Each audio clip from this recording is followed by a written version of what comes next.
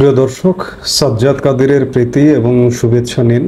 এই মুহূর্তে আপনাদের সামনে কথা বলতে এসেছি পাক ভারত যুদ্ধের আবহে পশ্চিমবঙ্গ বাড়তি সতর্কতায় কেন, এই প্রসঙ্গটি নিয়ে আপনাদের সামনে এই মুহূর্তে কথা বলবো। এক কথায় যদি বলি, পশ্চিমবঙ্গ লাগোয়া একটি দেশ বাংলাদেশ। ভারতের টোটাল 4000 কিলোমিটার আমাদের বর্ডার বাংলাদেশের সাথে। এই 4000 কিলোমিটারের মধ্যে প্রায় 2200 কিলোমিটার হচ্ছে পশ্চিমবঙ্গ। এছাড়া আসামে রয়েছে 262 কিলোমিটার, 856 কিলোমিটার রয়েছে ত্রিপুরায়, 318 কিলোমিটার মিজোরামে, 443 কিলোমিটার মেঘালয়ে। অর্থাৎ সব কিছু মিলে প্রায় 4000 কিলোমিটার সীমান্ত। এবং ভারতের সাথে যতগুলো দেশ আছে সীমান্ত দেশ, 7টি দেশ, এই 7টি দেশের মধ্যে বাংলাদেশের সীমান্তটা সবচেয়ে বড়। পাকিস্তানের পরে পাকিস্তানের সীমান্ত, ভারত পাকিস্তান সীমান্ত 3300 কিলোমিটার। এখন প্রশ্ন হচ্ছে যে পশ্চিমবঙ্গ পাকিস্তান সীমান্ত থেকে কিন্তু বহু দূরে। পশ্চিম সীমান্তে ভারতের পশ্চিম দিকে হচ্ছে পাকিস্তান, আর একদম পূর্ব দিকের রাজ্য হচ্ছে পশ্চিমবঙ্গ। কিন্তু হঠাৎ করে পশ্চিমবঙ্গে একটা বাড়তি নিরাপত্তা, বাড়তি সতর্কতা অবলম্বন করা হচ্ছে। এর এক কথায় যদি উত্তর দেই বা বলি, বাংলাদেশ।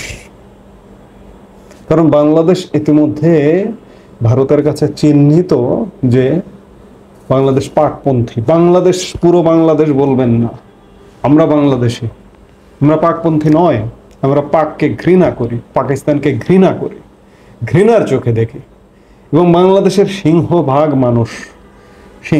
মানুষ তো আসলে লম্ফঝম্প করে না, ভদ্র শিষ্টাচার সম্পন্ন।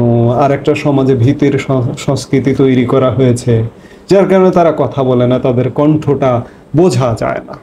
আমরা হয়তো 2-4 জন মানুষ কথা বলি, আমরা চিন্তা করি না, যে আমরা মনে করি যে ভয় কি মরণে।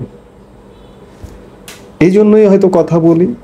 যেটি বলছিলাম যে খুব সীমিত, 20% হবে না যে পাকপন্থী বাংলাদেশে আছে। তো সেই জায়গা থেকে এই বাংলাদেশের কারণে পশ্চিমবঙ্গ রাজ্য আলাদা একটা সতর্কতা নিয়েছে।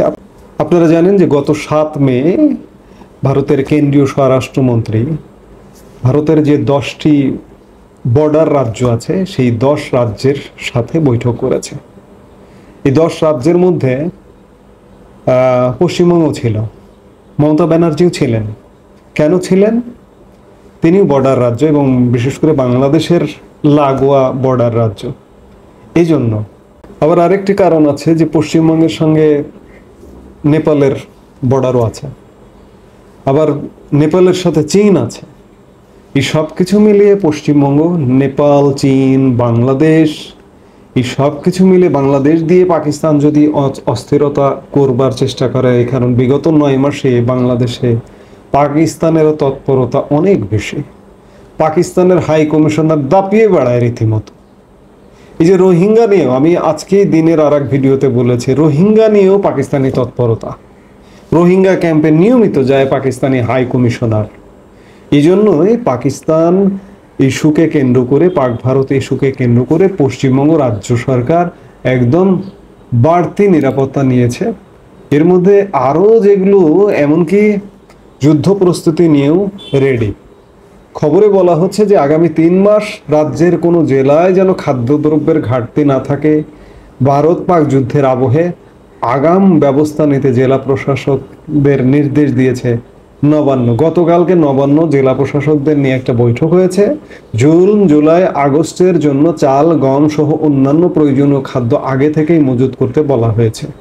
রবিবার এ নিয়ে জেলা প্রশাসক, পুলিশ সুপার ও প্রশাসনকে একাধিক শীর্ষ কর্তার সঙ্গে বৈঠক করেন মুখ্য সচিব মনোজ পন্থ। বৈঠকে বিপর্যয় মোকাবেলা, স্বাস্থ্যের মতো অত্যন্ত গুরুত্বপূর্ণ দপ্তরের শীর্ষ কর্তারাও হাজির ছিলেন।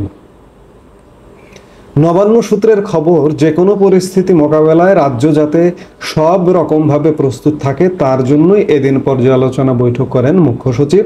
পাশাপাশি সীমান্ত এলাকায় বাড়তি নজরদারি, হাসপাতালে প্রস্তুতি, বিপর্যয় মোকাবেলায় বিশেষ প্রশিক্ষণ, মহড়া নিয়ে এদিন আলোচনা হয়। কোনো জরুরি পরিস্থিতি হলে মানুষের যাতে কোনো অসুবিধা না হয় তার জন্য প্রশাসনিক ও পুলিশ কর্তাদের বৈঠকে নির্দেশ দেওয়া হয়েছে বলে খবর।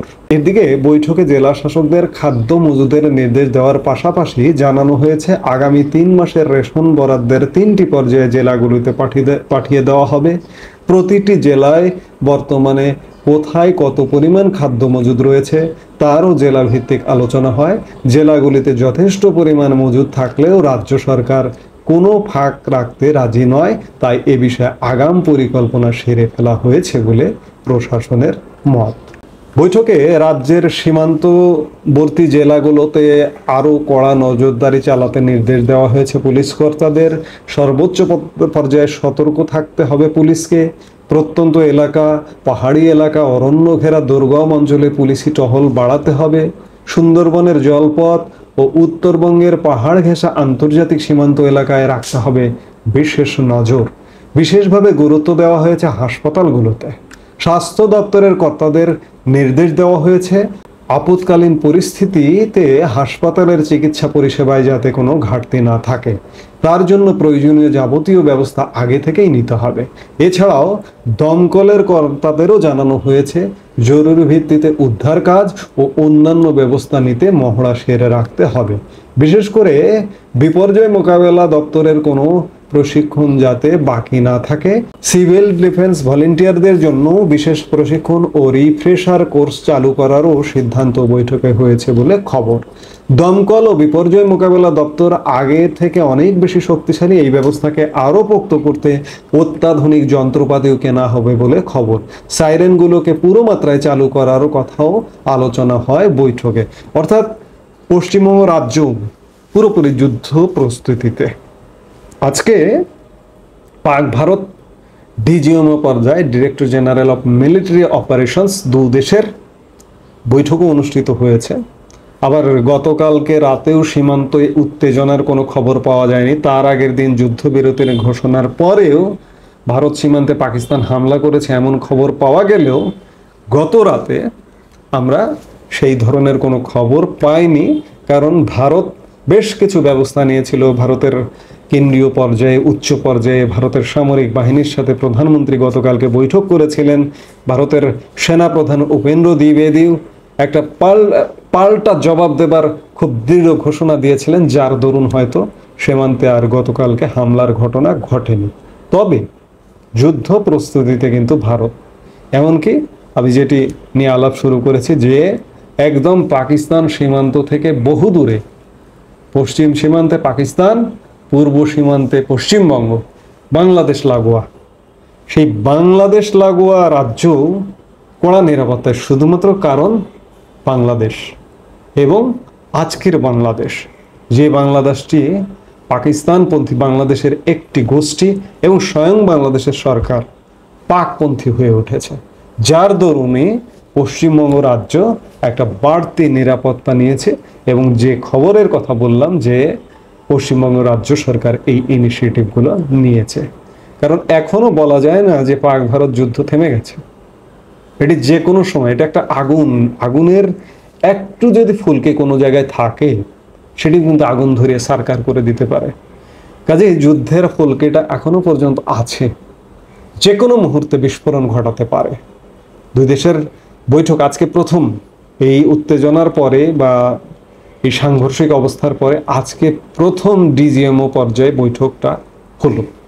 এখন দেখার বিষয় যে যুদ্ধ কি থামছে কিনা বা যুদ্ধটা এখানে শেষ হচ্ছে কিনা, সেগুলো দেখতে হলে আমাদের অপেক্ষা করতে হবে, দেখতে হবে। প্রতি মুহূর্তেই ঘটনার রং বদলাচ্ছে, আমরা দেখছি এবং আমরা আপনাদের সাথে কথা বলবার চেষ্টা করছি। আমরা দেখি কি হয় এবং দেখবো এবং আবার আপনাদের সামনে কথা বলবো। সে পর্যন্ত বিদায়, এই মুহূর্তে বিদায় নিচ্ছি। ভালো থাকুন, সুস্থ থাকুন।